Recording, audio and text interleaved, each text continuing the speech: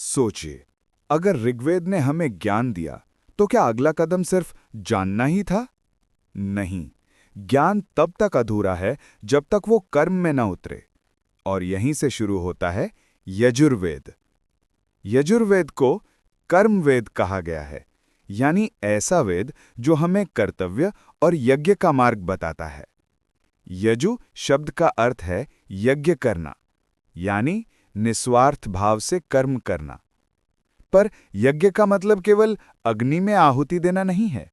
ये तो प्रतीक है अपने स्वार्थ, आलस्य और अहंकार को त्यागने का। जैसे एक किसान बीज बोता है, मिट्टी में खो देता है, फिर वही बीज कई गुना फल देता है। यही है कर्म का यज्ञ। कहा जाता है कि एक ऋषि ने अपने शिष्य से कहा, बेटा, यज्ञ केवल वेदी पर नहीं होता। हर काम जो निस्वार्थ भाव से किया जाए वही यज्ञ है।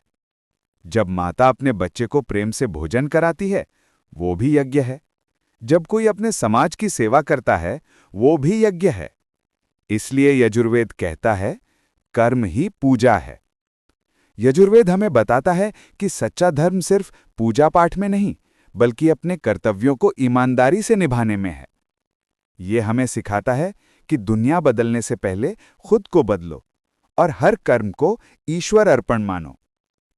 याद रखने योग्य बात यह है, ऋग्वेद ने सिखाया सोचो, यजुर्वेद ने कहा करो। ज्ञान जब कर्म में उतरता है, तभी जीवन यज्ञ बन जाता है। अगर हर इंसान अपने हर काम को ईश्वर अर्पित मान ले, तो ये संसार खुद एक विशाल यज्ञ बन जाएगा। यही है यजुर्वेद का सच्चा संदेश। कर्म से ही जीवन पवित्र होता है।